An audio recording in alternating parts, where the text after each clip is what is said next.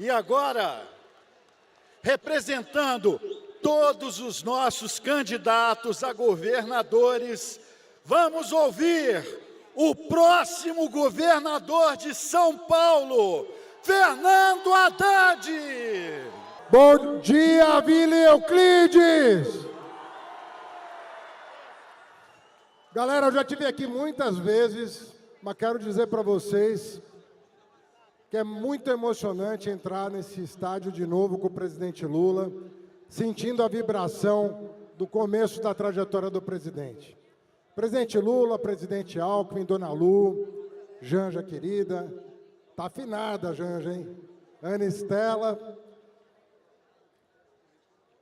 É muito difícil falar em 5 minutos sobre a trajetória de um homem que tem 50 anos de vida pública, ainda mais um homem que pretendeu dar sentido para cada dia da sua vida. O presidente Lula é uma figura incomum no Brasil, uma figura incomum no mundo. Eu poderia falar dos seus últimos feitos, poderia falar da retomada do crescimento, poderia falar da retomada do emprego, poderia falar de como o presidente Lula, pela segunda vez, coloca a inflação de joelhos, como fez no seu segundo mandato. Ele já era o recordista e bateu o próprio recorde. Eu poderia falar do apoio às universidades e à educação, ao SUS, que ele deu nesse último mandato, depois do completo descalabro do governo anterior. O presidente Lula herdou aquilo que ninguém imaginava ser possível corrigir em 3 anos. E deu condições para nós retomarmos o nosso sonho de uma nação soberana, democrática e justa. E é sobre a justiça que eu quero falar para vocês. Eu sou filho de comerciante que nunca pisou numa escola, porque veio do campo, veio da agricultura. Nunca pôde se alfabetizar sequer. E eu me apaixonei pelos livros. E eu, como eu não conhecia os livros, porque na minha casa não tinha, eu achei que me dedicar aos livros me daria a condição de conhecer o mundo. É muito importante ler e estudar. É muito importante um diploma. Por isso o presidente teve a obsessão de abrir a porta das universidades para o filho do trabalhador, como nunca se abriu no passado. Muita gente aqui fez escola pública, fez universidade pública por cota, fez ProUni, fez FIES, porque tinha um homem com a sensibilidade do Lula que também não pôde estudar para garantir a todos nós mais oportunidades.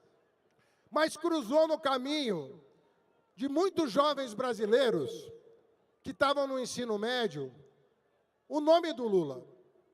O nome do Lula apareceu aqui, nesse estádio, 47 anos atrás. E as pessoas queriam saber, quem é esse homem? Na verdade, um menino de 33 anos, que já surgia como uma liderança excepcional, já chamava atenção e já punha medo em gente poderosa. Quem é essa figura? Do que ele é capaz? Até onde ele quer ir? Com 33 anos de idade. E nós nos aproximamos. Nesses anos todos, eu fui ministro do presidente nos seus 3 governos, assim como a Marina Silva, assim como o Luiz Marinho. E o que eu quero testemunhar para vocês, nesses últimos 2 minutos, é a vida de uma pessoa que todos os dias queria saber de quem precisava, de quem estava desassistido, de quem não tinha dente na boca, de quem não tinha o filho na escola, da mãe que não tinha creche, da mãe que sofria violência dentro de casa. Todo santo dia era um assunto diferente. Era um ministro sendo convocado para saber o que ele estava fazendo naquele dia pela nossa república, pelo nosso país. E as cobranças vinham como um amigo, como um companheiro, como um parceiro, com quem a gente chorava, com quem a gente brigava, com quem a gente discutia, mas nós não tínhamos dúvida de que nós estávamos diante de uma pessoa que ia mudar o Brasil. Nós estávamos diante de uma pessoa que não ia esquecer aquele que mais precisava, em todas as áreas. O que não tinha cultura, o que estava doente. Eu ouvi o presidente Lula abraçar pessoas com hanseníase, para dar o exemplo de como um líder tem que se portar. E se ele se rendeu ao povo brasileiro, da maneira como se rendeu, porque sempre se colocou ao lado do povo, como servidor do povo, ele nunca baixou a cabeça para nenhum líder político, para nenhum banqueiro, para nenhum empresário. Sempre tratou todo mundo igual. Você viu o Lula tratar o faxineiro, a faxineira, do mesmo jeito que tratava um bilionário, que tratava um empresário, sem distinção, sem preconceito, querendo construir um mundo melhor.